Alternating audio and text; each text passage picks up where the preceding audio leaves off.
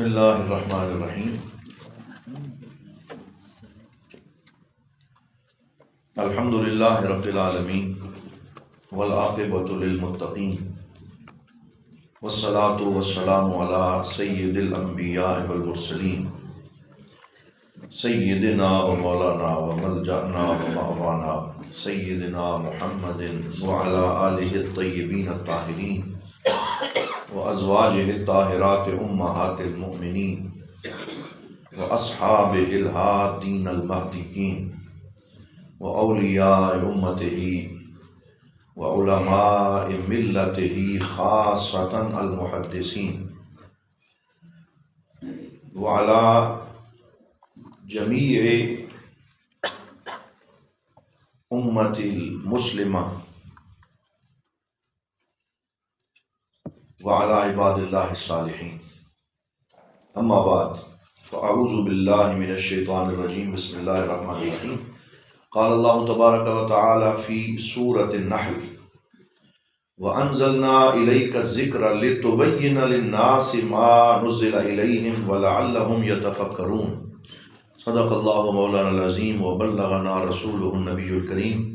تمام احباب درود پاک پڑھیے۔ الصلاۃ والسلام علیک یا سیدی یا رسول اللہ وعلی آلک واصحابک یا سیدی یا حبیب اللہ۔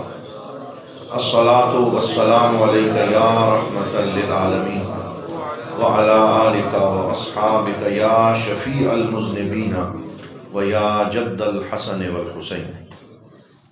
بعد از حمد و صلاۃ، معزز و محتشم علماء کرام اور علوم حدیث میں تخصص کی اس خوبصورت کلاس میں جلوہ فرما اہل علم حضرات، میرے لیے بڑی سعادت کا مقام ہے کہ اللہ رب العزت نے آج مجھے ایک ایسی مجلس مبارک میں بیٹھنے کا شرف بخشا ہے جو حفتہم الملائکہ کی شان رکھتی ہے، اور یہ وہ عظیم مجلس ہے جو رشک ملائک ہے کہ اس میں حضور صلی اللہ علیہ وآلہ وسلم کے فرامین اور احادیث کے قواعد اور اس کے استنباط کو پڑھا جاتا ہے، پڑھایا جاتا ہے۔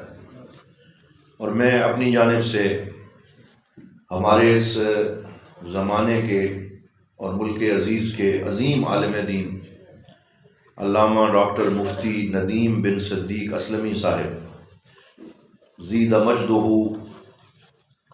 ان کو دل کی عطا گہرائیوں سے مبارکباد پیش کرتا ہوں کہ انہوں نے جس طریقے سے احیاء حدیث کا بیڑا اٹھایا، اور ملک عزیز پاکستان میں جب کہ حالت بڑی ناگفتہ ہو گئی اور پلوں کے نیچے سے ہی نہیں بلکہ پلوں کے اوپر سے پانی بہہ گیا، اور علم حدیث کے متخصصین عنقا ہو گئے، تو ایسی کیفیت میں علم حدیث کا پھر سے دورہ کرنے کے لیے انہوں نے جو محنت شروع کی گزشتہ کئی سالوں سے، اور اب الحمدللہ اس محنت کے ثمرات ظاہر ہونا شروع ہو چکے ہیں، اور ہمیں یہ خوبصورت چہرے اور یہ روشن جبینیں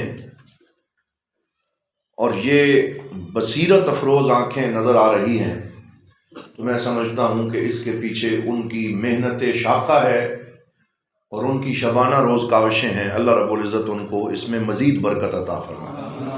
ہم ہر سال بیرہ شریف میں کوشش کرتے ہیں کہ مفتی صاحب کو دعوت بھی پیش کریں گفتگو کے لیے، اور صرف یہ نہیں بلکہ میں تو اپنی کلاسز میں جہاں میں پڑھاتا ہوں طلباء کو بیرہ شریف سے ہم کہتے رہتے ہیں، موٹیویٹ کرتے ہیں کہ وہ اس تخصص میں آ کے شامل ہوں، اور الحمدللہ ہمارے بیرہ شریف کے بہت سے شاہین علماء کرام نے یہاں سے کسب فیض کیا ہے اور وہ حاضر ہوتے ہیں، کیونکہ یہ علم حدیث کا میدان وہ ہے کہ جس میں ہمیں کوئی باؤنڈریز نہیں بنانی چاہیے، دیواریں اونچی نہیں کرنی چاہیے، بلکہ کہا جاتا ہے، حضرت امام مالک فرمایا کرتے تھے رضی اللہ تعالیٰ عنہ، العلم رحم بین اہلہ، کہ علم اپنے اہل کے درمیان ایک رشتہ ہوتا ہے، لہٰذا جہاں بھی اہل علم نظر آئیں انہیں باہم یکجا ہو کر اس علمی خدمت کو سر انجام دینا چاہیے اور اس میں مل کے آگے بڑھنا چاہیے۔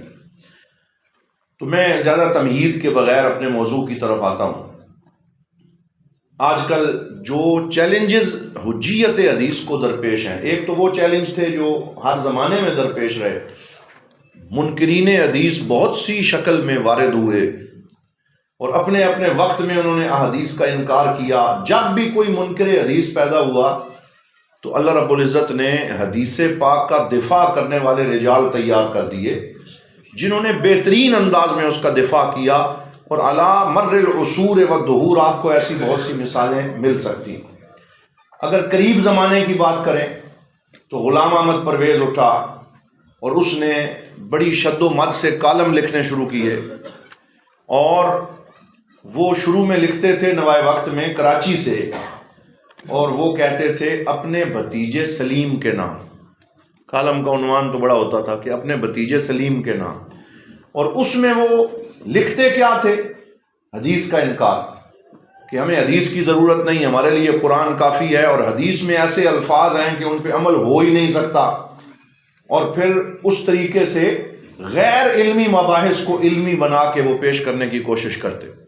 اس وقت حضرت ضیاء الامت جسٹس پیر محمد کرم شاہ الازہری رحمۃ اللہ تعالی علیہ آپ مصر میں پڑھ رہے تھے، یہ 1949 کی میں بات کر رہا ہوں، 1949 کی۔ وہاں آپ کو پتہ چلا کہ ایک بندہ پاکستان میں علم حدیث کا انکار کر رہا ہے، اور پاکستان بنے ہوئے ابھی صرف 2 سال ہوئے، 1947 کے بعد 1949 کی بات ہے۔ تو آپ نے یہ نہیں انتظار کیا کہ میں پڑھ کے جاؤں گا اور پھر جا کے اس فتنے کی سرکوبی کروں گا، بلکہ وہاں بیٹھے بیٹھے جب کہ آپ وہاں تخصص علوم شریعہ کا تخصص کر رہے تھے، تو آپ نے ایک کتاب لکھی، اور اس کتاب کا شروع میں جو کالم کا جواب کالم سے دیا تو اس کا عنوان رکھا سلیم کے چچا کے نام۔ وہ کہتا تھا اپنے بھتیجے سلیم کے نام، تو آپ نے فرمایا سلیم کے چچا کے نام، اور اس کے تمام اعتراضات کا علمی جواب دیا، اور بعد میں وہ سنت خیر الانام کے نام سے تباہ ہوا۔ آپ میں سے جس نے پڑھ رکھا ہے وہ جانتا ہے کہ سنت خیر الانام کی کیا اہمیت ہے۔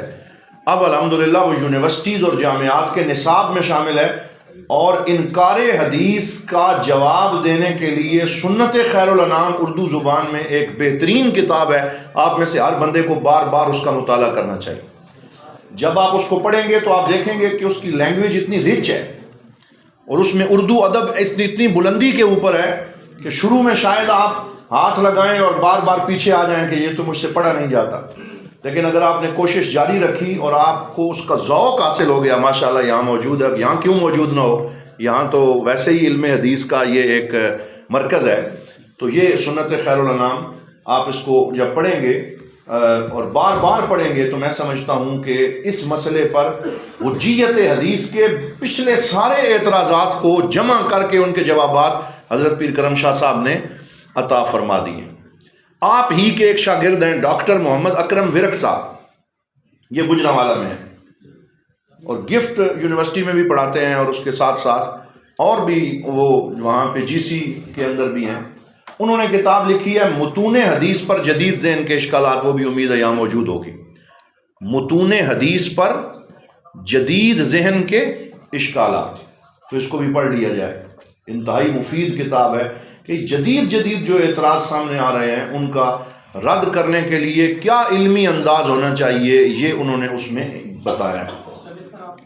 مصنف کا نام ڈاکٹر محمد اکرم ورک، گجرانوالہ سے، اور یہ پی ڈی ایف میں بھی دستیاب ہے کتاب، اور اس کا نام ہے متون حدیث پر جدید ذہن کے اشکالات، کہ جو نئے نئے اشکال وارد ہو رہے ہیں ان کو پڑھا جائے تو بہت اچھی کتاب ہے۔ میں ریکمینڈ کروں گا کہ آپ ضرور اس کا مطالعہ کریں۔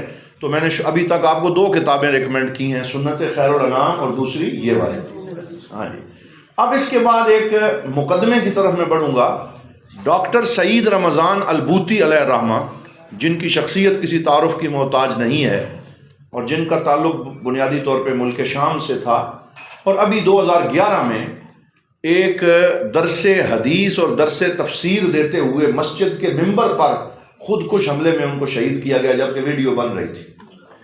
اور وہ بہت بڑے ولی کامل تھے جنہوں نے بہت سی کتابیں لکھی ہیں، ان کی ہر کتاب آپ کو پڑھنی چاہیے، ڈاکٹر سعید رمضان البوطی علیہ الرحمہ کی۔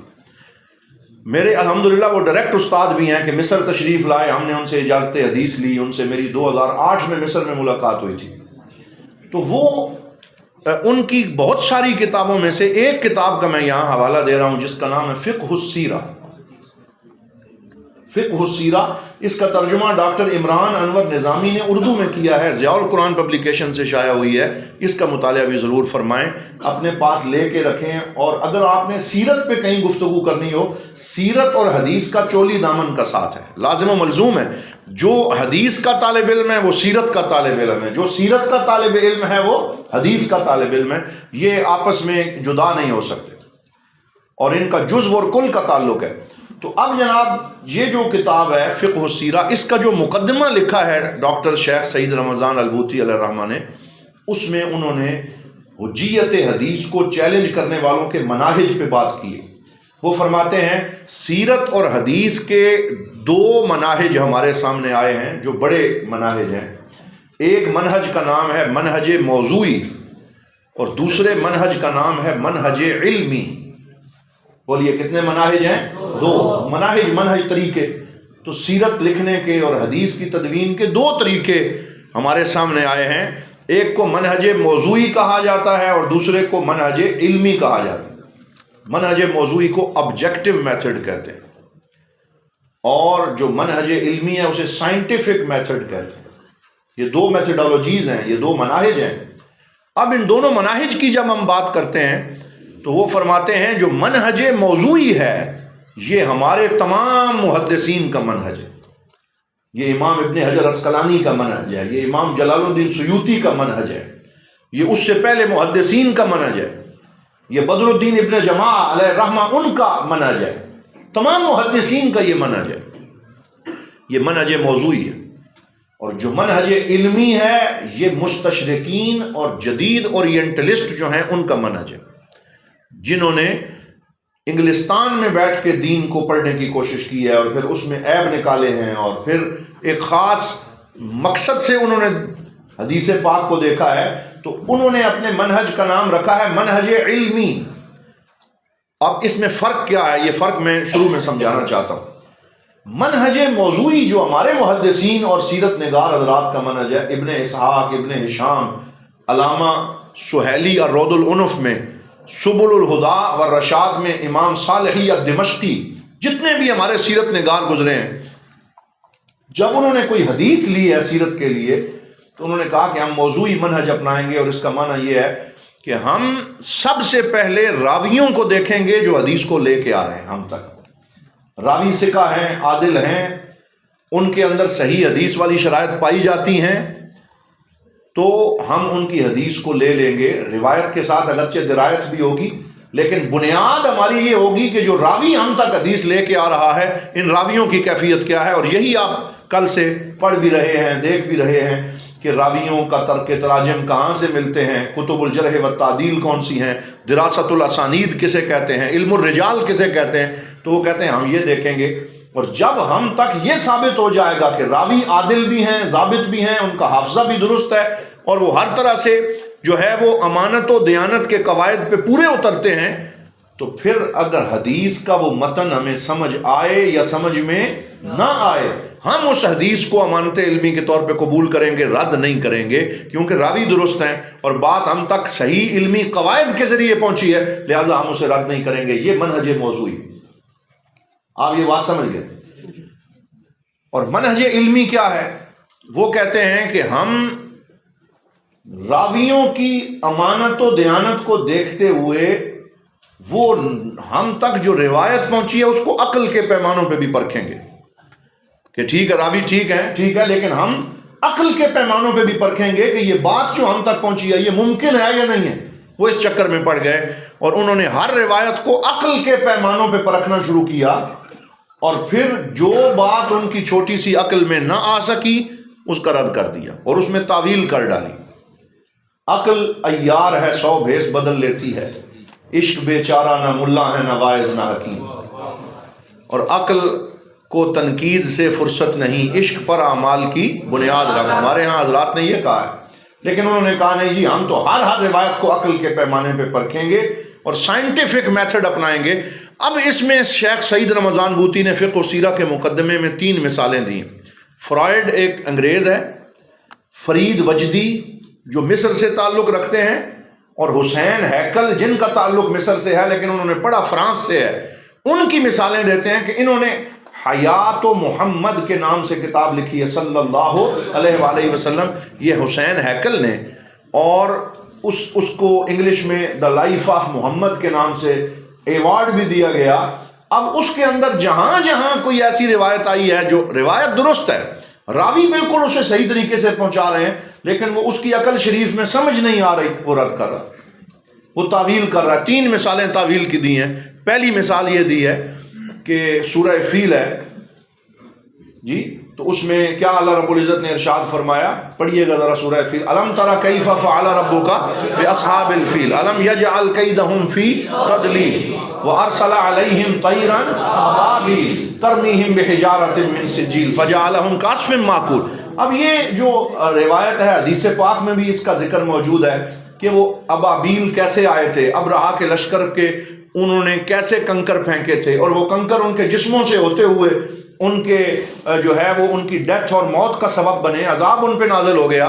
وہ کہتا ہے نہیں، یہ ممکن نہیں ہے کہ ابابیل باقاعدہ ایک لشکر بنا کے آئیں اور وہ چونچوں میں یہ بھی پکڑیں، یعنی 2 پنجوں میں اور ایک چونچ میں کنکر، اور کنکر میزائل کی طرح گریں اور ایک ہی وقت میں آئیں.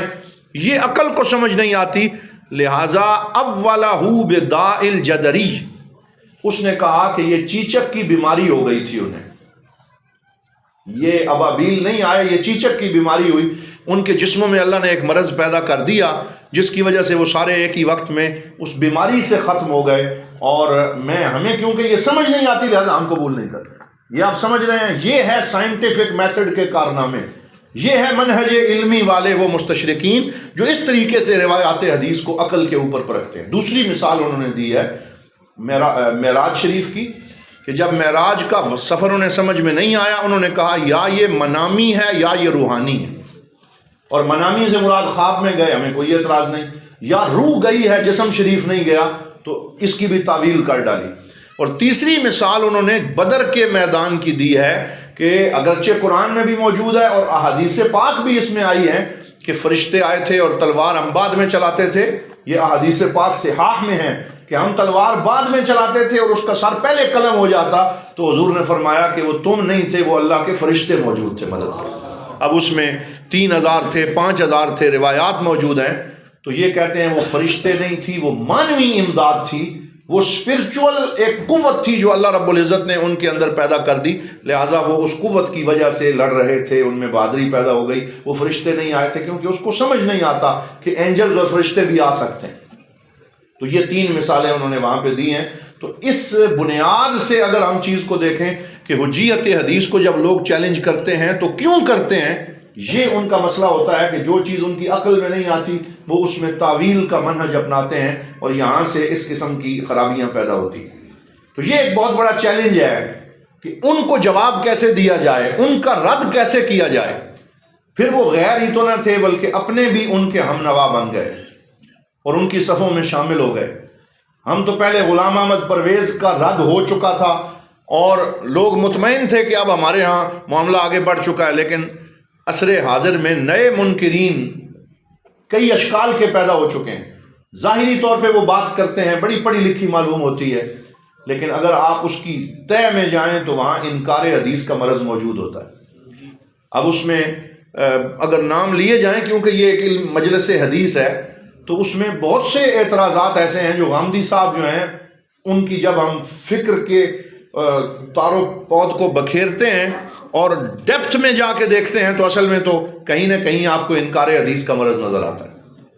اسی طرح اور بھی بہت سارے ایسے نام ہیں جو اس وقت موجود ہیں جو کھل کے انکار حدیث کر رہے ہیں. انداز انہوں نے علمی اور سائنٹیفک میتھڈ اپنا رکھا ہے. یہی منہج علمی ہے کہ اپنے کچھ اصول وضع کر لیے ہیں اور وہ اصول جمہور کے اصولوں کے ساتھ میچ نہیں کرتے اور وہ کہتے ہیں ہم اپنے اصولوں پہ اس کو دیکھیں گے لہٰذا ہم حدیث کو نہیں مانیں گے، قرآن ہمارے لیے کافی ہے. یہ ایک اہل قرآن کے نام سے ایک نیا فتنہ ہے جو کھل کے اپنے انکار حدیث نہیں کر رہا لیکن سائنٹیفک میتھڈ میں یہ بھی انکار حدیث جو ہے اس کے جرم کو سر انجام دے رہے ہیں. اب یہاں پہ ایک بات آپ سب کے لیے بہت ضروری ہے، میں چاہتا ہوں کہ جو لکھنا چاہتے ہیں وہ لکھ بھی لیں، اور اس کو سمجھے بغیر آپ یہ جو جدید منکرین حدیث ہیں ان کی فکر کو سمجھ نہیں سکتے۔ اور وہ یہ ہے کہ یہ ہمارے محترم جاوید احمد غامدی صاحب ہیں، یا دیگر اس میں خضر یاسین صاحب ادھر لاہور میں ایک ہیں، آج کل وہ بھی پر کھول رہے ہیں، اسی طرح اور بھی کچھ لوگ ہیں جو نئے انداز میں انکار حدیث کر رہے ہیں۔ وہ بنیاد یہاں سے بناتے ہیں، وہ کہتے ہیں کہ جو سنت اور حدیث ہے، پہلے تو اس میں فرق کرتے ہیں، کہتے ہیں سنت اور ہے اور حدیث اور ہے، سنت اور حدیث میں فرق کرتے ہیں۔ جی ہاں، میں یہ عرض کر رہا ہوں کہ یہ جو جدید منکرین حدیث ہیں یہ سنت اور حدیث میں پہلے بنیادی طور پہ فرق کرتے ہیں، کہتے ہیں سنت اور ہے اور حدیث اور ہے۔ پھر اس کے بعد وہ کہتے ہیں کہ جو سنت ہے یہ تواتر عملی ہے، اور اس کا صرف ہمارے رسول صلی اللہ علیہ وسلم سے تعلق نہیں بلکہ یہ حضرت ابراہیم سے شروع ہوئے ہیں، یہ کچھ اعمال ہیں، یہ تواتر عملی سے ہم تک پہنچے ہیں، لہٰذا ہم جو ہے وہ اس کو صرف حضور کی سنت کے طور پہ نہیں لیں گے بلکہ انبیاء کی سنت کے طور پہ دیکھیں گے، اور یہ وہ فطرت سلیمہ ہے جو اللہ رب العزت نے انسان کو عطا فرمائی۔ تو بجائے اس کے کہ وہ سنت کو حضور کی سنت جیسے ہم مانتے ہیں، حضور کا قول، حضور کا فعل، حضور صلی اللہ علیہ وسلم کی تقریر، ہمارے ہاں تو سنت کی یہ تعریف ہے کہ وہ حضور کا قول ہے، وہ حضور کا فعل ہے، وہ حضور کی تقریر ہے جو شارع نے اپنے ماننے والوں کو بطور شریعت عطا فرمائی ہے، ہم تو اسے سنت کہتے ہیں۔ وہ کہتے ہیں نہیں، سنت کا صرف حضور سے تعلق نہیں ہے بلکہ یہ حضرت ابراہیم سے شروع ہونے والا ایک تواتر عملی ہے، یہ عملی تواتر ہے جو امت میں چلا آ رہا ہے، اور یہ جو عملی تواتر ہے یہ فطرت سلیمہ ہے، یہ اصل میں انسانی فطرت کی اپنی آواز ہے۔ یہ ناخن تراش لینا، اور اسی طرح یہ جو ہم اعمال کرتے ہیں کہ کچھ بالوں کو صاف کر دینا، ناخن تراش لینا، کچھ جو اخلاقی چیزیں چلی آ رہی ہیں، یہ ساری فطرت سلیمہ کا تقاضا ہے اور یہ تواتر عملی ہے۔ تو سنت کو تو انہوں نے اس طریقے سے الگ کر دی۔ باقی جو حدیث رہ گئی، حدیث کے بارے میں وہ کہنے لگے کہ حدیث یہ شرح و تبیین کر سکتی ہے۔ یہ بڑی اہم بات ہے، کیا کہتے ہیں کہ حدیث کیا کر سکتی ہے؟ شرح و تبیین کر سکتی ہے، لیکن جو حدیث کا بیان ہے وہ بیان تخصیص بھی نہیں ہو سکتا، وہ بیان تقیید بھی نہیں ہو سکتا، وہ بیان زیادت بھی نہیں ہو سکتا، وہ صرف بیان تشریح ہو سکتا ہے۔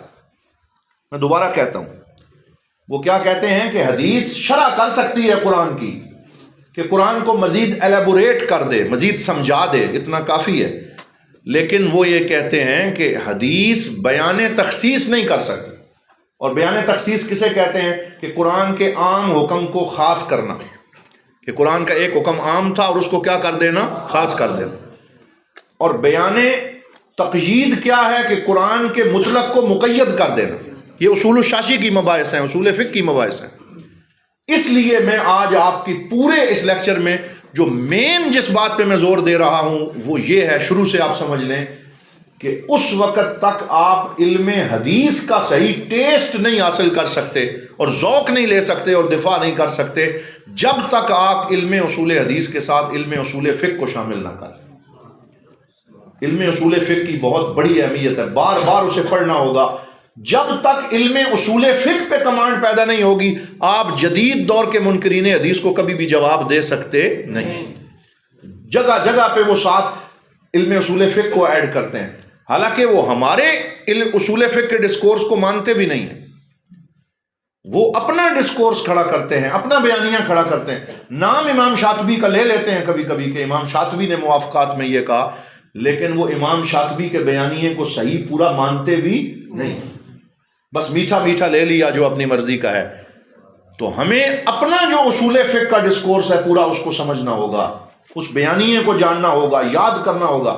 تو وہ یہ کہتے ہیں کہ بیان تخصیص بھی نہیں ہو سکتا، بیان تقیید بھی نہیں ہو سکتا، بیان زیادت بھی نہیں ہو سکتا۔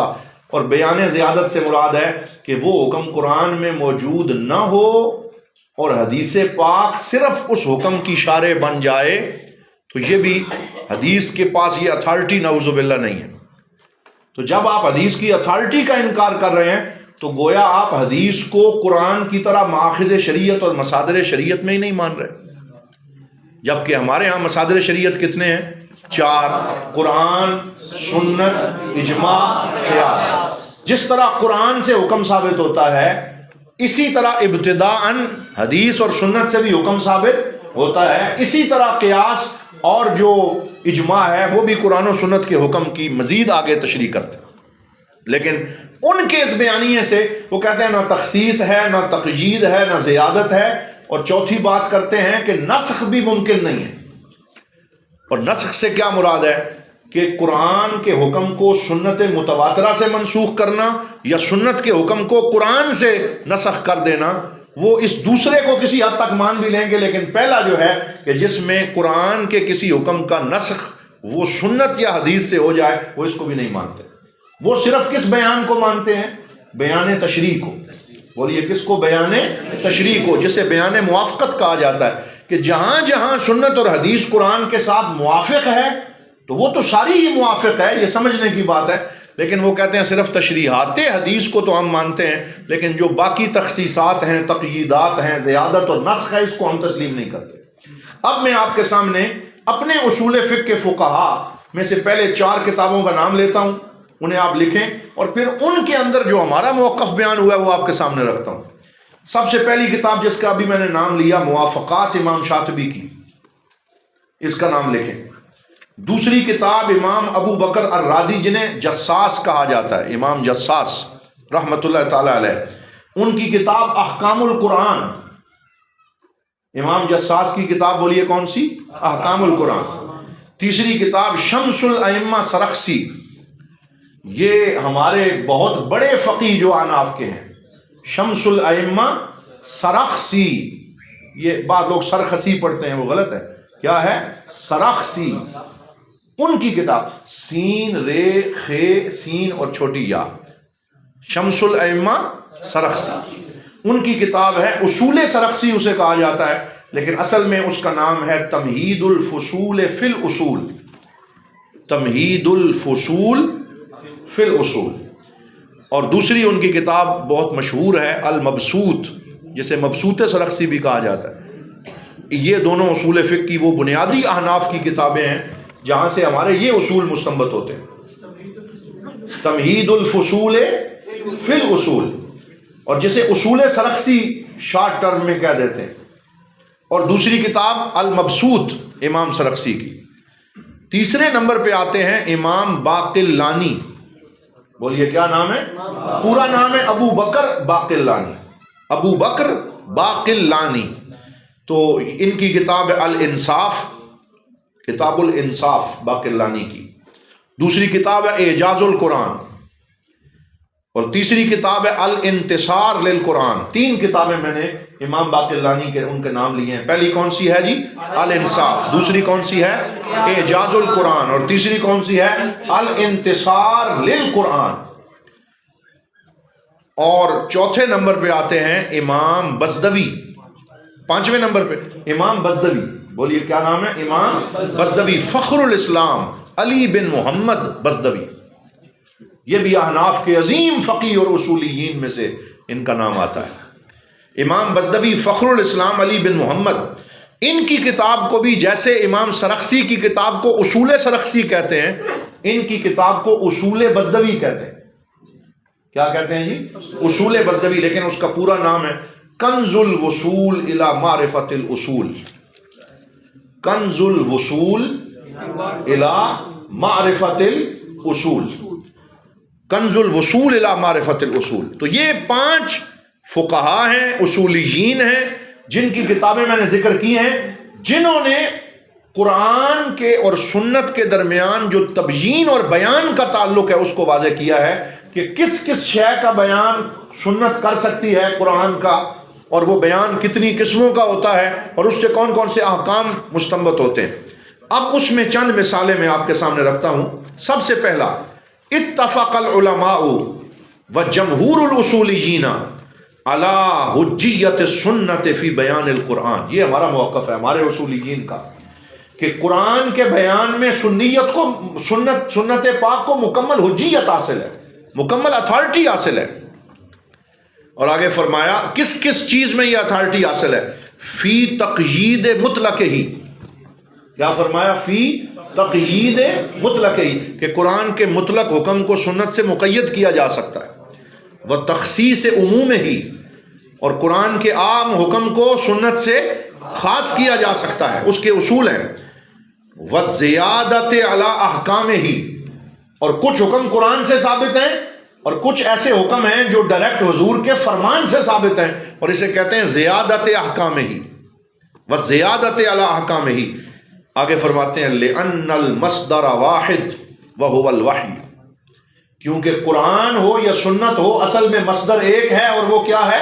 وحی ہے، اور جو قرآن ہے اسے وحی مطلوب کہا جاتا ہے، اور جو حدیث ہے اسے وحی غیر مطلوب کہا جاتا ہے یہ بھی وحی اور ہے وہ بھی وحی، لہٰذا وحی ہونے کے اعتبار سے یہ دونوں متفق ہیں، مشترک ہیں، لہٰذا جس طرح قرآن سے احکامات ثابت ہوتے ہیں اسی طرح سنت اور حدیث سے بھی احکامات ثابت ہوتے ہیں۔ آگے فرمایا السنت مبینۃ للقرآن مفصلۃ لہ، کہ سنت قرآن کی مبین بھی ہے اور مفصل بھی ہے۔ مبین اور مفصل ہونے سے کیا مراد ہے؟ کہ وہ قرآن کا بیان کرتی ہے اور قرآن کی تفصیل بیان کرتی ہے، اور پھر ہمیں قرآن کی اس آیت کی طرف لے گئے، اور ان کتابوں میں یہ ذکر ہوا، فرمایا کہ اللہ تعالیٰ فرماتا ہے لا تحرک بہ لسانک لتعجل بہ ان علینا جمعہ وقرآنہ فَإِذَا قَرَأْنَاهُ فَاتَّبِعْ قُرْآنَهُ۔ آگے کیا فرمایا؟ ثُمَّ إِنَّ عَلَيْنَا بَيَانَهُ۔ پھر فرمایا کہ جب وحی نازل ہو رہی ہو، یا رسول اللہ، اے اللہ کے رسول، آپ زبان تیزی سے حرکت نہ دیا کریں، پریشان نہ ہوا کریں کہ کچھ رہ جائے گا، اس قرآن کو آپ کے سینے میں جمع کرنا یہ اللہ نے اپنے ذمہ پہ لے لیا ہے۔ إِنَّ عَلَيْنَا جَمْعَهُ وَقُرْآنَهُ فَإِذَا قَرَأْنَاهُ فَاتَّبِعْ قُرْآنَهُ۔ جب جبرائیل لے کے آئیں آپ ایک دفعہ ساتھ پڑھ لیا کریں۔ ثُمَّ إِنَّ عَلَيْنَا بَيَانَهُ، قرآن کو جمع کرنا بھی ہماری ذمہ داری ہے آپ کے سینے میں، اور پھر اس کا بیان عطا کرنا بھی یہ ہماری ذمہ داری ہے۔ تو حضور ضیاء الامت نے سنت خیر الانام میں اور دیگر ان تمام حضرات نے لکھا کہ قرآن کا بیان یہ سنت ہے، قرآن کا بیان یہ حدیث ہے، اور یہ بھی حضور کی اپنی طرف سے نہیں ہے بلکہ یہ بھی کس کی طرف سے ہے؟ اللہ کی طرف سے۔ ولا تعارض بینہما، لہذا قرآن اور سنت میں کوئی تعارض نہیں ہے۔ تعتبر السنت اصلا مستقلا فی التشریع، تو یہ اصل مستقل ہے تشریع میں، جس طرح قرآن اصل مستقل ہے اس طرح سنت بھی اصل مستقل ہے۔ اس کو جب تک آپ اصل مستقل کے طور پہ نہیں مانیں گے، گڑ مڑ کر دیں گے اور کہیں گے یہ صرف تشریع کرنے والی ہے اور ہم اسے اصل مستقل کے طور پہ نہیں مانتے، تو آپ کی اس بات کو قبول نہیں کیا جائے گا۔ اب ایک ایک کر کے میں چند مثالیں دیتا ہوں جو آپ کے ذہن میں استحضار ان کا ہوگا، ایک دفعہ پھر ریمائنڈ ہو جائے گا۔ فرمایا تقوم السنت بتفصیل الاحکام، یہ بزدوی سے میں عبارت پڑھ رہا ہوں، تقوم السنت بتفصیل الاحکام المجملہ، کہ سنت قرآن کے مجمل کی تفصیل کرتی ہے۔ نمبر ایک، سنت قرآن کے مجمل کی تفصیل کرتی ہے۔ مجمل سے کیا مراد ہے بتائیے؟ مختصر، اجمال جس میں ہو، جو پوری سمجھ نہ آ رہی ہو بات۔ اللہ تعالیٰ نے فرمایا اقیم الصلاۃ، یہ حکم مجمل ہے۔ اب اس مجمل حکم کی پوری تفصیل ہمیں کس نے بتائی ہے؟ حدیث نے بتائی ہے، تو یہ مجمل کی تفصیل ہے۔ مقادیر الزکوٰۃ، زکوٰۃ کا حکم تو دیا لیکن اس کی مقدار کتنی ہے یہ قرآن سے آپ کو نہیں ملے گی، یہ حدیث مصطفیٰ سے ملے گی، یہ سنت سے ملے گی۔ تو اجمال کی تفصیل سنت اور حدیث سے ہوتی ہے، یہ ایک بات۔ تخصیص و آیات الارث، یہ مثال آپ لکھ سکتے ہیں تخصیص میں، کہ جو وراثت والی آیات ہیں وہ ساری یوصیکم اللہ فی اولادکم للذکر مثل حظ الانثیین، یہ ساری جو وراثت والی آیات ہیں ان میں بھی اجمال ہے، اور اس یہ حکم بعض ایسے ہیں کہ جو عام ہیں کہ سب وارث بن سکتے ہیں، تو اس سے یہ سمجھ آتا ہے کہ اولاد میں جتنا کنبہ ہے وہ سارا ہی وارث بن سکتا ہے۔ لیکن آگے حضور صلی اللہ علیہ وسلم نے فرمایا لا یرث القاتل، کہ اگرچہ وہ بیٹا ہی ہو لیکن وہ قاتل وارث بن سکتا نہیں ہے۔ ایک حدیث میں فرمایا جو بخاری شریف کی حدیث نمبر 6764 ہے، لا یرث المسلم الکافر ولا الکافر المسلم، فرمایا مسلمان کافر کا وارث نہیں بن سکتا، کافر مسلمان کا وارث نہیں بن سکتا۔ تو یہ اس عموم کی جو تخصیص فرمائی ہے، بولیے وہ کس نے کی ہے؟ وہ حدیث اور سنت نے کی۔ تیسرے نمبر پہ نیا حکم، اس کا اضافہ کرنا، تأتی السنت بأحکام جدیدہ لم تذکر فی القرآن، سنت کبھی ایسے جدید احکام لے کے آتی ہے جو قرآن پاک میں موجود نہیں ہے۔ اس کی مثالیں دو دی ہیں، تحریم و لبس الحریر، کہ ریشم کا مرد کے لیے حرام ہونا، والذہب علی الرجال، اور سونے کا مرد کے لیے حرام ہونا۔ یہ قرآن پورے میں آپ کو یہ دونوں حکم نہیں ملیں گے، یہ حکم خود رسول پاک نے اپنی امت کو عطا فرمایا۔ تو یہ وہ حکم ہے کہ جن کو ابتداءً حضور نے بطور شارع عطا کیا ہے۔ تو یہ ساری وہ چیزیں ہیں۔ پھر آخری بات آ جاتی ہے نسخ السنت بالکتاب و نسخ الکتاب بالسنہ۔ کچھ ایسی مثالیں بھی ہمارے پاس موجود ہیں کہ سنت کا نسخ قرآن سے ہوا، اور اس کی مثال دیتے ہیں کہ پہلے جو نماز مسجد اقصیٰ کی طرف منہ کر کے پڑھی جاتی تھی یہ سنت کے ساتھ تھا، اور اس کا نسخ ہوا جو سورہ بقرہ کی وہ آیات ہیں فَوَلِّ وَجْهَكَ شَطْرَ الْمَسْجِدِ الْحَرَامِ، تو یہ نسخ السنت بالکتاب ہے، اور جہاں نسخ الکتاب بالسنہ ہے اس کی بھی مثالیں دیتے ہیں۔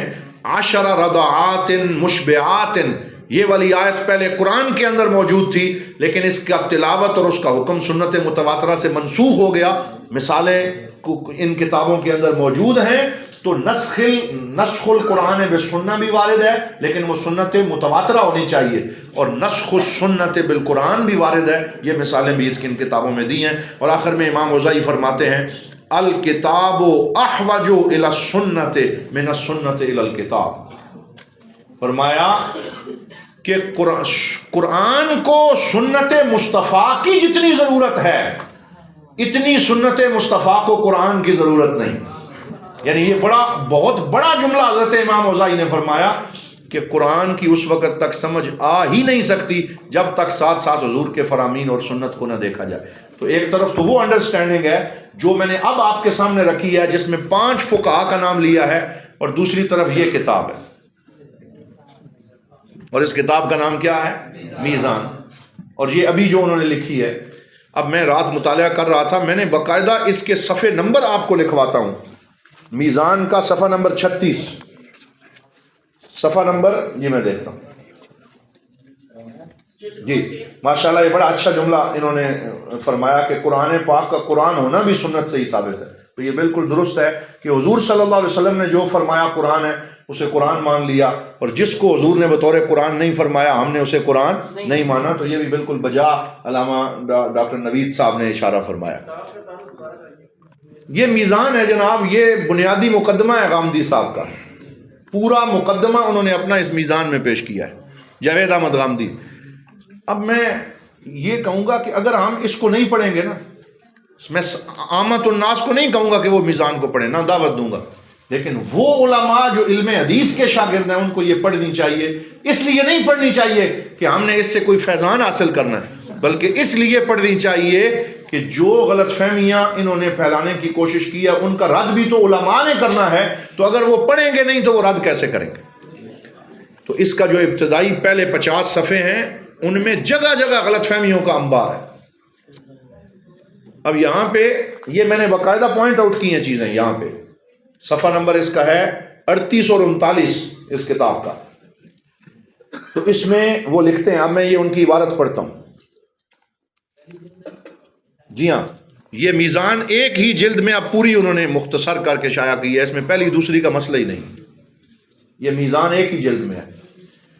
تو اس میں انہوں نے حدیث اور قرآن کے نام سے باب بنایا، حدیث اور قرآن کا باہمی تعلق، اور اس میں بار بار مثالیں دے کے وہ یہ کہتے ہیں کہ جہاں کہیں بھی آپ کو یہ لگتا ہے کہ یہ حکم حدیث سے آ رہا ہے، مجھے تو حیرت ہوئی ہے ان کی اس فکر پہ، کہ جہاں آپ کو یہ لگتا ہے کہ یہ حکم حدیث سے آ رہا ہے، مثلا یہ وراثت والا جو ابھی میں نے بیان کیا یا دیگر مثالیں آپ کے سامنے رکھی کہ یہ حکم حدیث سے آ رہا ہے، تو اصل میں وہ حدیث سے نہیں آ رہا، وہ فطرت سلیمہ سے انسان نے خود ہی سمجھ لی۔ یہ ان کا مقدمہ ہے کہ قرآن کے اندر تحت اللفظ، وہ واضح تو نہیں لکھا ہوا تھا لفظوں میں، لیکن ان لفظوں کے اندر موجود تھا اور مجھے وہیں سے پتہ چل گیا، اور یہ فطرت سلیمہ کا تقاضا ہے، لہذا تم حدیث سمجھ کے نہ لو، تم فطرت سلیمہ سمجھ کے لے لو۔ اسے وہ بیان فطرت بھی کہتے ہیں یہ انہوں نے اپنے نئے اصول وضع کیے ہیں جو آپ کو کسی پرانے فقی اور اصولی کے ہاں نظر نہیں آئیں گے. خرد کا نام جنوں رکھ دیا، جنوں کا خرد، جو چاہے آپ کا حسن کرشمہ ساز کرے. یہ معاملہ ہوا. اب اس میں ان کی ایک مثال دیکھیں. فرماتے ہیں یا ایھا الذین آمنوا کلوا من طیبات ما رزقناکم واشکروا للہ ان کنتم ایاہ تعبدون. 5 چیزیں اللہ نے واضح بتائی ہیں کہ حرام ہیں. انما حرم علیکم المیتۃ والدم ولحم الخنزیر وما اہل بہ لغیر اللہ. تو اس میں وہ کہتے ہیں بعض روایتوں میں بیان ہوا ہے کہ نبی پاک صلی اللہ علیہ وسلم نے نوکیلے دانتوں والے درندے، کل ذی مخلب من الطیر وذی ناب من السباع، اور پنجوں سے نوچنے والے پرندے اور درندے جانور، ان کو کھانے سے منع کیا ہے. اور یہ قرآن میں موجود نہیں ہے بلکہ یہ حدیث نے ان چیزوں کی وضاحت کی ہے کہ آپ ان نوکیلے دانتوں والے درندوں کا گوشت بھی نہیں کھا سکتے اور آپ پنجوں سے نوچنے والے پرندوں کا گوشت بھی نہیں کھا سکتے. یہ جو آپ کہتے ہیں کہ یہ ہم نے حدیث سے سیکھا ہے، کہتے ہیں یہ اسی فطرت کا بیان ہے جس کا علم انسان کے اندر ودیعت کیا گیا ہے. یعنی ہم اسے حدیث سمجھ کے نہیں لے رہے، یہ فطرت کا بیان ہے، یہ ہمارے اندر پہلے سے تھا. تو کیا یہ انکار حدیث نہیں ہے؟ اگر آپ پڑھ کے آئیں گے طریقہ واردات مختلف ہے. مثلا میں یہی کہتا ہوں نا کہ وہ واضح طور پہ یہ نہیں کہہ رہے کہ میں حدیث نہیں مانتا، جس طرح وہ واضح طور پہ تکفیر نہیں کر رہے لیکن وہ اتنا جملہ کہہ رہے ہیں تصوف متوازی دین ہے. یہ لفظوں کی واردات ہے.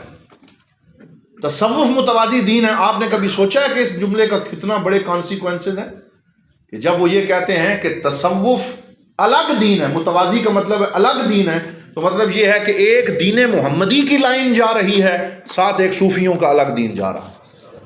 تو آپ نے صرف اتنا جملہ کہہ کر کے تصوف ایک متوازی دین ہے، کیا آپ نے کسی ایک مسلمان کی تکفیر جائز نہیں ہے؟ آپ نے کروڑوں اربوں صوفیاء کرام اور ان کو ماننے والے سب کی تکفیر ایک جملے سے کر ڈالی. اور ہمارے لوگوں کو سمجھ نہیں آ رہا کہ واردات ہو کیا رہی ہے، کیونکہ ہم کس بات میں مشغول ہیں کہ حضرت ابو بکر صدیق زیادہ افضل ہیں یا حضرت علی زیادہ افضل ہیں، یا حضرت امیر معاویہ کے بارے میں کیا عقیدہ ہونا چاہیے، یا صحابہ اور اہل بیت کا کیا مسئلہ.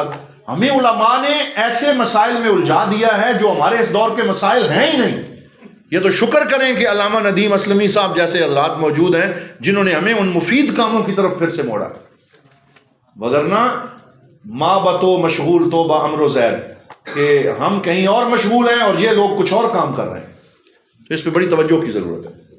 پھر آگے دیکھیں وَأُمَّهَاتُكُمُ اللَّاتِي أَرْضَعْنَكُمْ وَأَخَوَاتُكُمْ مِنَ الرَّضَاعَةِ. یہاں فرمایا رضائی ماں اور رضائی بہن، یعنی وہ ماں جس کی کوئی بچہ دودھ پیتا ہے تو وہ رضائی بیٹا ہو جاتا ہے، تو اس کی جو بہن ہے وہ یعنی جو اس ماں کی بیٹی ہے وہ اس کی کیا بن جاتی ہے؟ رضائی بہن بن جاتی ہے. تو اب اس سے تو رشتہ جائز نہیں ہے. اب آگے ہم یہ کہتے ہیں کہ اتنا تو قرآن نے بتا دیا کہ رضائی ماں اور رضائی بہن ان سے نکاح نہیں اب ہو سکتا. سمجھ گئے بات آپ؟ نہیں نکاح ہو سکتا کیونکہ یہ رضائی رشتے ہیں. اس کی مزید تفصیل جو حدیث نے کی ہے موطا شریف میں ہے یحرم من الرضاعۃ ما یحرم من الولادہ یا ما یحرم من النسب، کہ جو رشتے نسب سے حرام ہیں وہی رشتے رضاعت والے بھی حرام ہیں. آگے حضور نے فرمایا لا یجمع بین المرأۃ وعمتها وبین المرأۃ وخالتها، کہ عورت اور اس کی جو پھوپھی ہے اور اسی طرح جو عورت اور اس کی خالہ ہے اس کو ایک بندہ رشتے میں جمع کر سکتا نہیں ہے. تو جس طرح حقیقی رشتوں میں ان کو جمع نہیں کیا جا سکتا اسی طرح رضاعت کے رشتوں میں بھی ان کو جمع نہیں کیا جا سکتا. یہ بات قرآن میں موجود نہیں ہے، یہ بات حضور صلی اللہ علیہ وسلم نے عطا کی ہے اور اس کی تخصیص فرمائی ہے، اس کی تقیید فرمائی ہے، یعنی اس مطلق کو مقید کیا ہے. تو آگے غامدی صاحب کا جملہ سنیں، وہ فرماتے ہیں کہ آپ کے یہ ارشادات قرآن کے اسی مدعا کا بیان ہے، ان میں شرح و بیان کی حدود سے ہرگز کوئی تجاوز نہیں ہوا. یعنی یہ تو صرف تشریح ہے، اس کو آپ اضافہ نہیں سمجھ سکتے. تو یہاں بھی اصل میں وہ یہ کہہ رہے ہیں کہ ہم نے حضور کے فرمان سے یہ نہیں سمجھا، ہمیں قرآن سے ہی سمجھ آ گیا. ہمیں فرمان سے نہیں سمجھ آیا، ہمیں قرآن سے ہی سمجھ آ گیا. تو یہ بہت ساری مثالیں ان صفحات میں موجود ہیں، ان کو آپ دیکھیں. پھر اس کے بعد میزان صفحہ نمبر 58، یہ ہے مبادئ تدبر سنت۔ یہاں انہوں نے اپنے سنت کے 7 اصول بیان کیے ہیں، جو شروع میں نے آپ کو بتایا تھا کہ وہ سنت کا الگ مفہوم لیتے ہیں، ان کو بھی پڑھیں کہ وہ سنت کے اپنے الگ مفہوم وضع کر رہے ہیں، اور جس کو ہم سنت مانتے ہیں اور جمہور امت مسلمہ کے علماء سنت مانتے ہیں، وہ اس مفہوم کو سنت ماننے کے لیے بھی تیار نہیں ہے۔ تو یہ حجیت حدیث پر جدید حملے ہیں، یہ جدید چیلنجز ہیں۔ یہ میرا موضوع تھا، اس لیے میں نے اس کو کھل کے بیان کرنے کی کوشش کی کہ آپ کے سامنے یہ مسئلہ تو آئے کہ یہ مسئلہ ہے کیا، اور اس کو ہم نے کس طریقے سے اس کو ٹیکل کرنا ہے اور کیسے اس کا جواب دینا ہے۔ تھوڑا سا وقت باقی رہ گیا ہے، توجہ آپ فرمائیں، اگر کوئی سوال ہے تو ہم لے سکتے ہیں۔ جی ہمارے ماحول میں کام ہو رہے مستشرقین یا دیگر لوگ، وہ کیا اعتراضات کر رہے ہیں سیرت پر یا سیرت پر؟ بالکل، یہ آپ کی بہت اچھا سوال ہے۔ کیا نام ہے آپ کا؟ محمد احمد۔ میں نے داخلی چیلنجز کو آج زیادہ اہمیت اس لیے دی ہے کیونکہ وقت تھوڑا ہے، اور اس پہ ایک بات جسے بہت کھول کے بیان کرنا ہو تو اس کو لیے وقت چاہیے ہوتا ہے، لہذا میں نے زیادہ اس پہ وقت لگایا۔ لیکن جو خارجی چیلنجز ہیں وہ تھوڑے نہیں ہیں، اگر ان پہ ہم بات کرنا شروع کریں تو بہت سے۔ جی آپ اگر لکھ کے کوئی دے دیں یا اچھا جی۔ ہمارے پاس کوئی ایسا حل ہے کہ ایسے لوگوں کو ہم صاحب نہ کہہ سکیں، یہ کوئی ایسا کوئی ہے؟ نہیں، آپ دیکھیں، اب یہ آپ کا سوال ہے، میں آپ کے اس سوال کی قدر کرتا ہوں۔ کبھی بھی صاحب کہنے سے یہ نہ سمجھا کریں کہ یہ تکریم ہو رہی ہے۔ میں آپ کو مثال دیتا ہوں، یہ ہے منہج اختلاف۔ یہ کیا ہے بولیے؟ منہج اختلاف۔ اختلاف کا ایک منہج ہوتا ہے، مخالفت اور چیز ہے اور اختلاف اور چیز ہے۔ اب اس پہ بات نکلے گی تو کہیں اور چلی جائے گی، لیکن 2 جملوں میں سن لیں۔ اختلاف کا بالکل بھی یہ مطلب نہیں ہوتا کہ آپ اس انداز سے اختلاف کریں کہ اس میں بہت شدت نظر آئے۔ میں حضرت ضیاء الامت کا شاگرد ہوں، میرا منہج وہ والا ہے۔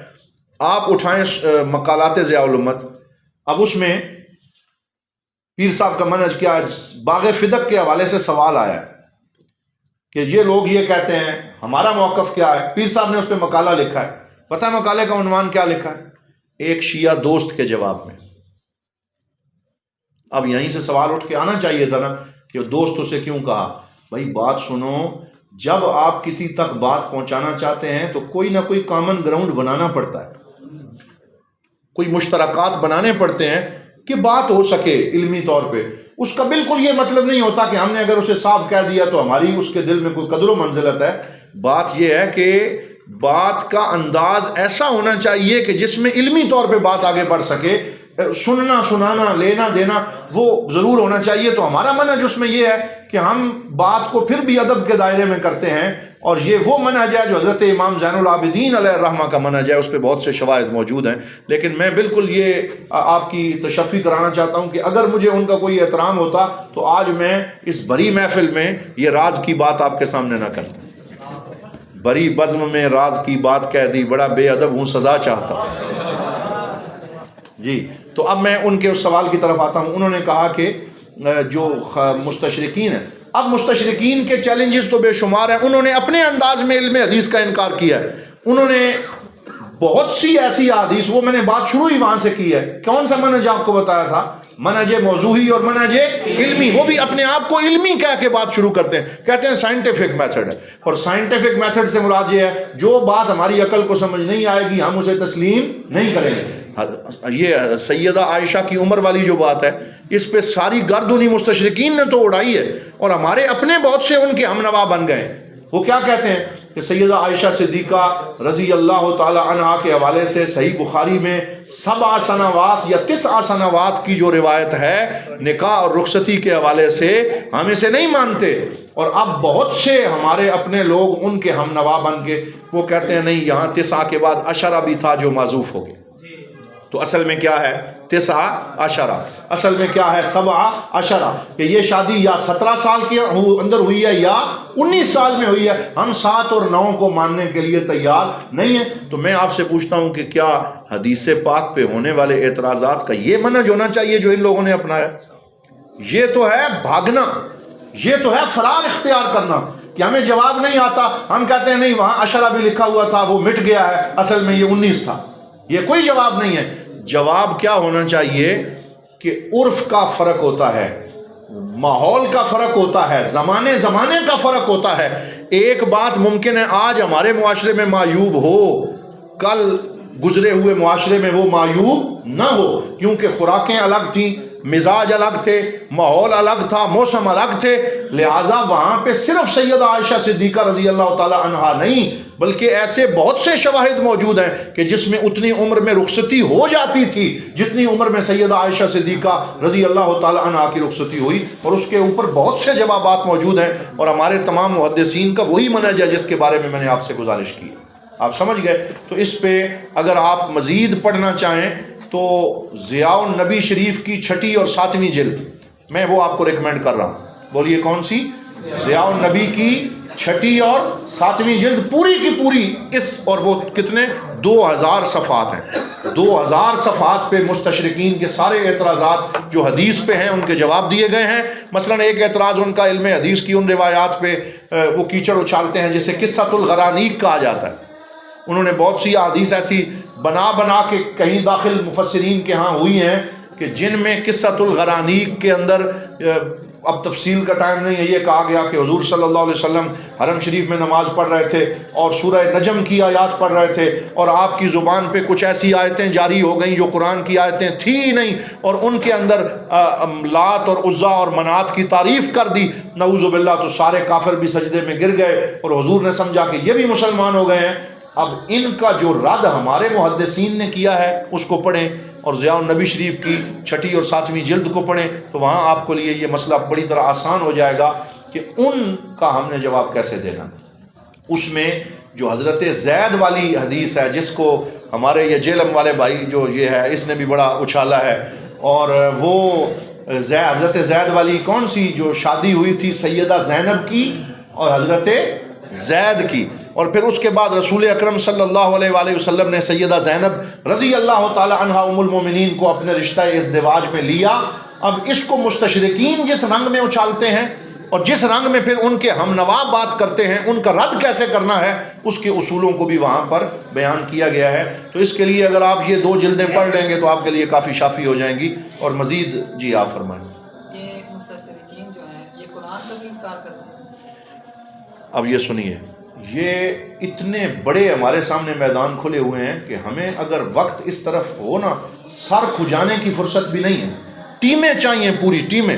اب آئیے جو آپ نے قرآن کی بات کی ہے، ایک ہے جس کا نام ہے الفادی، یہ آج کل انٹرنیٹ کے اوپر اس کی کتابیں موجود ہیں. وہ قرآن کے خلاف مسلسل لکھ رہا ہے. یہ ایک نہیں ہے، قرآن کے خلاف کئی مستشرقین نے لکھا ہے. کیا لکھا؟ دا کنٹراڈکشن ان قرآن. تو اس نے کہا قرآن میں 122 تضادات، اور اس میں اس نے کہا جی یہ تاریخی تضادات ہیں. یہ اذان ہو رہی ہے نیچے.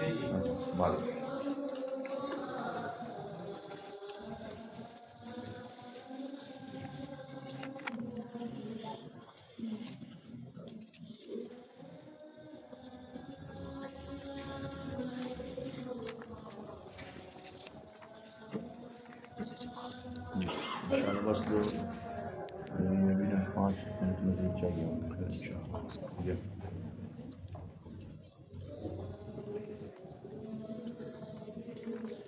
تو اس میں جو تضادات کی بات ہے تو وہ کہتے ہیں جی اتنے تضادات میں نے نکالے ہیں، یہ اخلاقی ہیں، یہ صرفی ہیں، یہ نحوی ہیں، یہ لغوی ہیں، یہ فلاں ہیں. لیکن اگر آپ صحیح دقت نظر سے اس کو پڑھیں تو وہ مذاق کے علاوہ اور کچھ بھی نہیں. میں نے وہ کتاب منگوائی انٹرنیٹ سے اور دارالعلوم بیرا شریف کے طلباء سے اس کا اردو میں ترجمہ کروایا. تو آپ کوئی کہے گا جی ترجمہ کیوں کروایا اس کا؟ اس لیے کروایا کہ اس کا رد کیا جا سکے. میں جو بات کر رہا تھا بالکل اس کا کنکلوژن آخری آپ سماعت فرما لیں. صرف اب میں کتابوں کے نام لے رہا ہوں تاکہ اس کو مفید بنا لیں. صرف کتابوں کے نام ہیں، جو لکھنا چاہیں وہ لکھیں، اس کو پڑھیں، پھر اس پہ ڈیبیٹ مزید ہو. یہ جتنا آج ہم نے بات بیان کی ہے اس کو گہرائی میں جا کے سمجھنے کی ضرورت ہے، اور اس کے لیے ہمیں ایسی پوری ٹیم کی ضرورت ہے جو پڑھیں اور پھر اس بیانیے کو دونوں طرف سے بیان کر کے کمپیریٹیولی دیکھیں اور حق اور سچ نکل کے سامنے آئے. تو دو طرح کی کتابیں میں بیان کروں گا. ایک وہ کتابیں آپ کو لکھواؤں گا جو اس پورے بیانیے کو سمجھنے کے لیے ضروری ہے.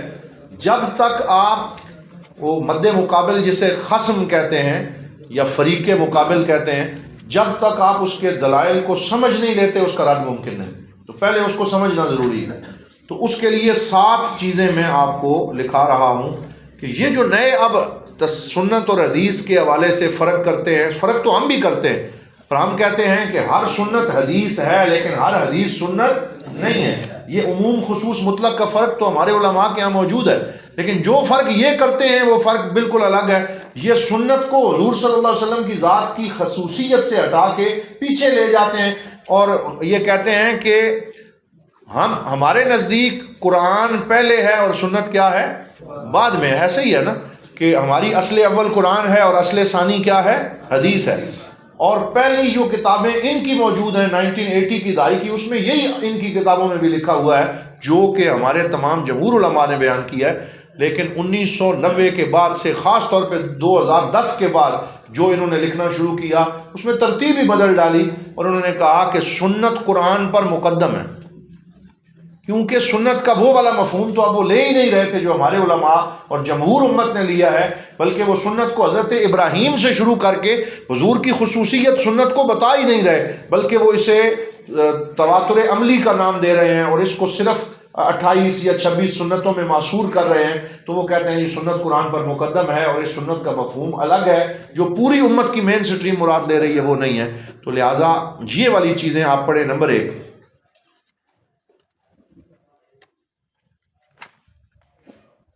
یہ جو غلام احمد پرویز تھا جس کا شروع میں نے ذکر کیا، اس کا اور ابو الاعلیٰ مودودی، ان دونوں کا آپس میں مکالمہ ہوا، اور یہ مکالمہ حدیث اور سنت کے اوپر ہی ہوا تھا کہ یہ کیا ہے، اور اس پہ دونوں نے اپنے اپنے نقطۂ نظر بیان کیے. تو مسئلے کو سمجھنے کے لیے اس کو پڑھنا اچھا ہے. تفہیمات جو کتاب ہے مودودی صاحب کی، اس کے اندر یہ مذکور ہے، وہ آپ دیکھ لیں. اور اس کا نام ہے غلام احمد پرویز اور سید ابو الاعلیٰ مودودی کا مکالمہ. 1930 تفہیمات کے اندر یہ پبلش ہوا. کتاب کا نام تفہیمات ہے، اس میں ہے. دوسری کتاب جو میں نے شروع میں آپ کو لکھوائی، سنت خیر الانام. تیسری کتاب راوی کی فقاہت اور پیغمبر کی نبوی اور شخصی حیثیت کا فرق. آپ اس کو صرف اتنا لکھ لیں، پیغمبر کی نبوی اور شخصی حیثیت کا فرق. یہ بعض لوگ ہیں جو حضور صلی اللہ علیہ وسلم کی نبوی حیثیت الگ کر دیتے ہیں اور شخصی حیثیت کو الگ کر دیتے ہیں اور کہتے ہیں یہ حضور بحیثیت محمد بن عبداللہ فرما رہے ہیں اور یہ حضور بحیثیت محمد الرسول اللہ فرما رہے ہیں. اور اس طریقے سے بھی نبوی اور شخصی حیثیت کا فرق کرتے ہیں. اور اس پہ ایک کتاب کا نام ہے جماعت اسلامی کا نظریہ حدیث. کتاب کا نام کیا ہے؟ جماعت اسلامی کا نظریہ حدیث. یہ کتاب انٹرنیٹ پہ بھی دستیاب ہے، آپ اس کو دیکھیں. تو اس کے اندر یہ جو فرق ہے نبوی اور شخصی حیثیت کا، اس کو بیان کیا گیا کہ کون کون یہ فرق کرتا ہے اور اس پہ کیا نتائج منتج ہوتے ہیں. اس کے رائٹر کا نام ابھی تک میرے ذہن میں یہاں موجود نہیں ہے، لیکن کتاب موجود ہے. میں نے اس کے مندرجات کو دیکھا ہے، لیکن ابھی تک رائٹر آپ خود اس میں چیک کر لیں کہ رائٹر کا نام کیا ہے. کتاب کا میں نے آپ کو بتا دیا، مشہور کتاب ہے اور انٹرنیٹ پہ دستیاب ہے. اس کے بعد ہیں ڈاکٹر عبد الودود اور مودودی کی بحث، سنت کی آئینی حیثیت. یہ ڈاکٹر عبد الودود صاحب جو ہیں انہوں نے شائع کی ہے اور اس کا نام کیا ہے؟ سنت کی آئینی حیثیت. پھر ایک کتاب کا نام میں نے آج آپ کو لکھوایا تھا، وہ یہاں بھی نوٹ کریں، متون حدیث پر جدید ذہن کے اشکالات، ڈاکٹر محمد اکرم ورک. ہاں جی. اس کے بعد ہیں امین احسن اصلاحی کے لیکچرز جن کا نام ہے مبادیات تدبر حدیث. پہلے کتاب کا نام لکھیں، مبادیات تدبر حدیث. دوبارہ بولتا ہوں، مبادیات تدبر حدیث. تدبر حدیث کا نام یہ استعمال کرتے ہیں اور اس کے اصول اور مبادیات تدبر حدیث، اور اس کے رائٹر کا نام ہے امین احسن اصلاحی. یہ جو غامدی ہیں یہ اسے اپنا استاد مانتے ہیں، امین احسن اصلاحی اور حمید الدین فراہی. تو فراہی مکتبہ فکر اور اصلاحی مکتبہ فکر، یہی سارا ان کا بیانیہ انہی دو لوگوں سے آ رہا. اور میں کل حیران ہو رہا تھا جب میں ان کی یہ میزان پڑھ رہا تھا کہ یہ رسول اکرم صلی اللہ علیہ وسلم نے جو بات فرمائی ہے اسے تو تبیین نہیں مان رہے، اور اسے بیان فطرت کا نام دے کے کہہ رہے ہیں یہ ہماری عقل سلیم کو پتہ چل گیا، لیکن اپنے استاد کا نام ایک صفحے پہ 10 دفعہ دے لیں کوئی مسئلہ نہیں. اور اس نے جو شرح کی ہے اس کو تو بیان مان رہے ہیں، اور حضور صلی اللہ علیہ وسلم کی بیان کو جو ہے وہ بیان فطرت کا نام دے رہے ہیں. تو یہ کتنا بڑی جسارت ہے کہ جو ان کے علمی انداز میں جو وہ کر رہے ہیں.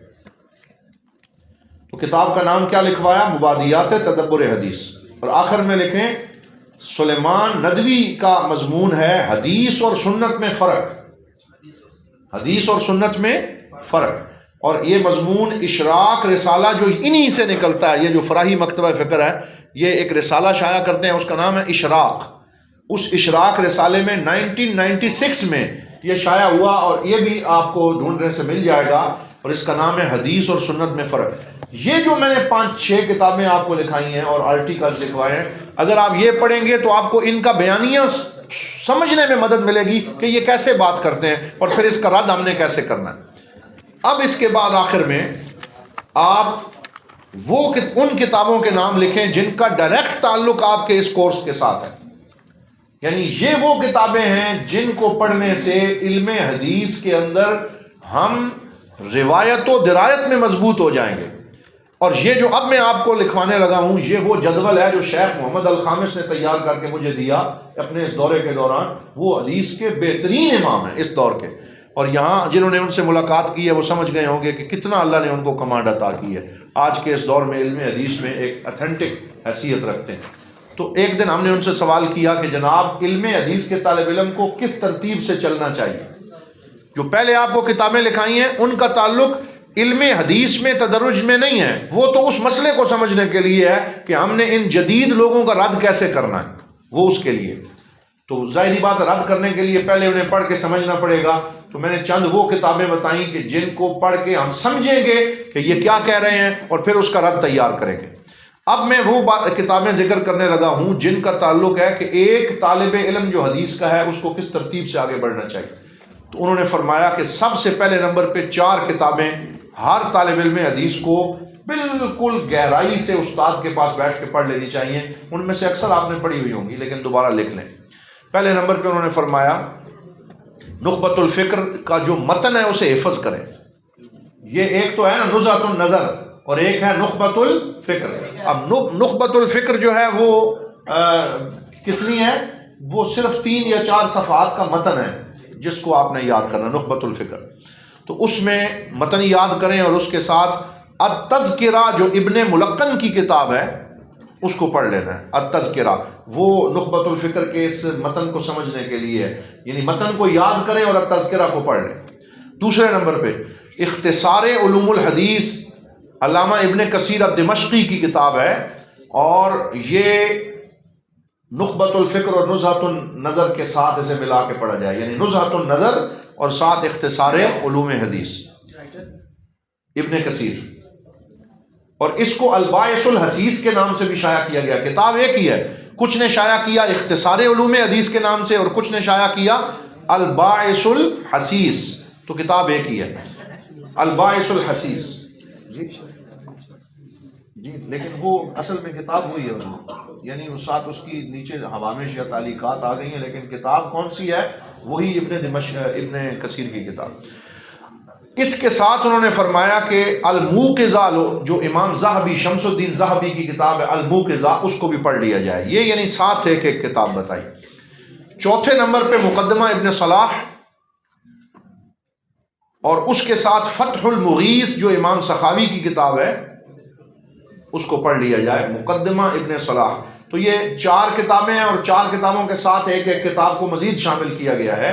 تو مقدمہ ابن صلاح کے ساتھ فتح المغیث امام سخاوی کی، اور پھر اس کی جو شرح امام عراقی نے کی ہے اور اس کی جو شرح امام زرکشی نے کی ہے وہ بھی آپ حاصل کر لیں. یعنی مقدمہ ابن صلاح کے ساتھ اس کی شروحات بھی بتا دیں کہ ایک شرح عراقی کی، ایک شرح زرکشی کی، اور ایک شرح ابن حجر اور بدر الدین ابن جماع نے بھی اس کی ہے، وہ بھی نام ساتھ لکھ لی. 4 کتابیں یہ آپ نے لکھ لی. بنیادی تو 4 ہیں لیکن ہر کتاب کے ساتھ بھی ایک کتاب میں نے بولی ہے۔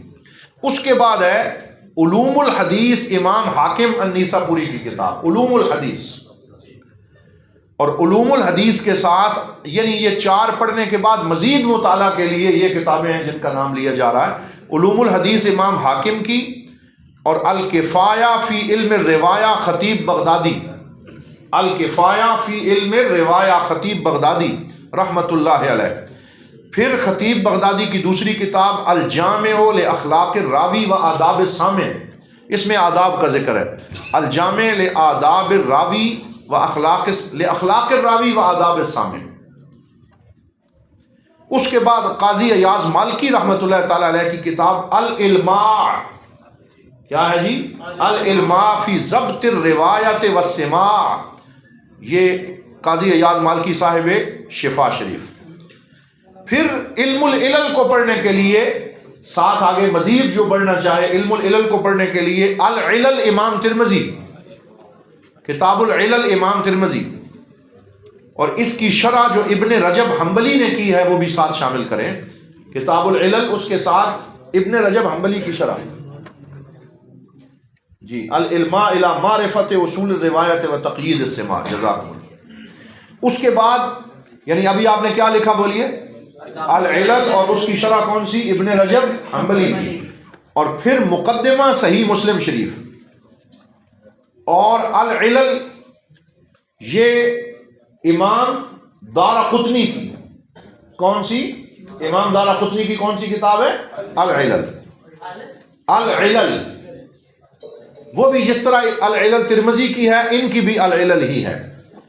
یہ ان علتوں کو سمجھنے کے لیے جو علل خفیہ ہوتی ہیں جن کی وجہ سے قضا اور اعتراض ہوتا ہے۔ پھر العلل المتناہیہ فی الاحادیث الواہیہ ابن جوزی کی، العلل المتناہیہ فی الاحادیث الواہیہ علامہ ابن جوزی رحمۃ اللہ علیہ، اور پھر ساتھ ہی ان کی الموضوعات کو بھی لے لیا جائے، تذکرۃ الموضوعات۔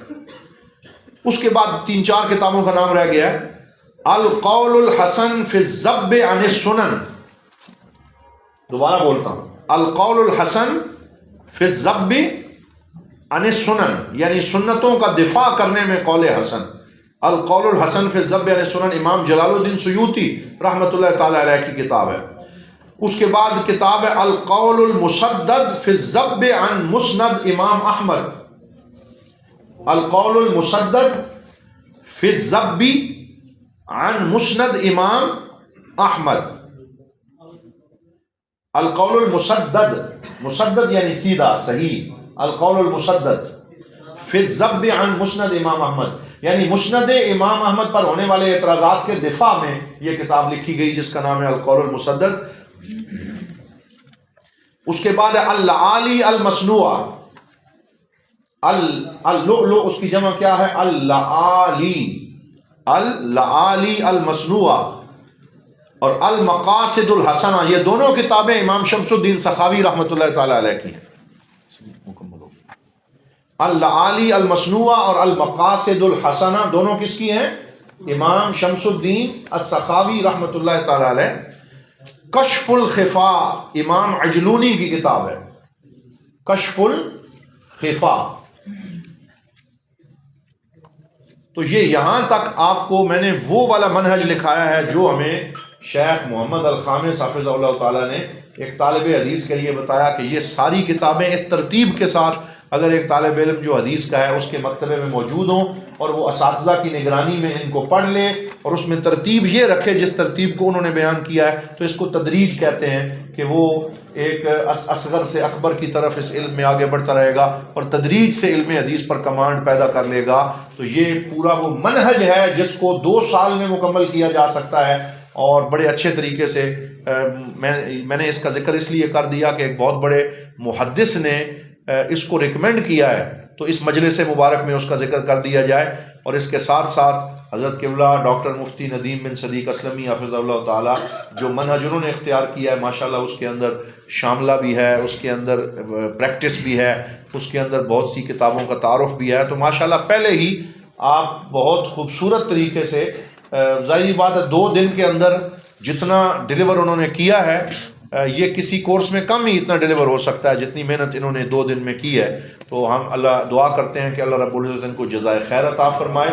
اور میں شکر گزار بھی ہوں کہ انہوں نے اتنی مفصل گفتگو کے لیے ٹائم عطا فرمایا اور اس خوبصورت گلدستے کا مجھے بھی حصہ بنایا کہ میں بھی علم حدیث کا ایک ادنا سا طالب علم ہوں.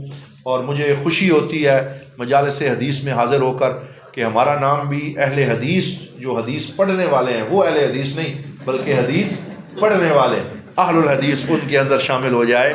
تو اللہ تعالی ہمیں ان کے جو ہے وہ جوتے سیدھے کرنے والوں میں اور ان کی خدمت کرنے والوں میں شامل رکھے. اللہ رب العزت ہمیں ہمیشہ حضور صلی اللہ علیہ وسلم کی سچی غلامی، محبت اور آپ کی شان اور ناموس کے دفاع میں اپنی کاوشیں کرنے کی توفیق عطا فرمائے. آج میرے ساتھ قبلہ علامہ محمد نوید صاحب، یہ اسلامک یونیورسٹی اسلام آباد کے اسکالر ہیں اور بیرا شریف کے فاضل ہیں، اور ماشاءاللہ آج میرے رفیق سفر رہے اور اس پورے لیکچر میں بھی موجود رہے. ان کا بھی میں دل کی اعضاء گہرائیوں سے شکریہ ادا کرتا ہوں. وآخر دعوانا ان الحمد للہ رب العالمین.